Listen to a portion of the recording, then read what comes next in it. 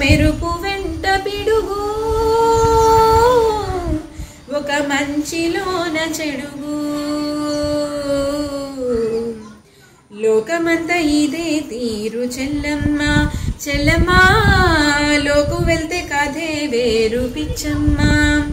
అందమైన లోకమని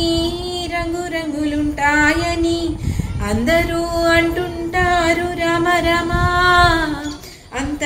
అందమైంది కానే కాదు చెల్లమ్మ చెల్లమ్మ అందమైంది కానే కాదు చెల్లమ్మ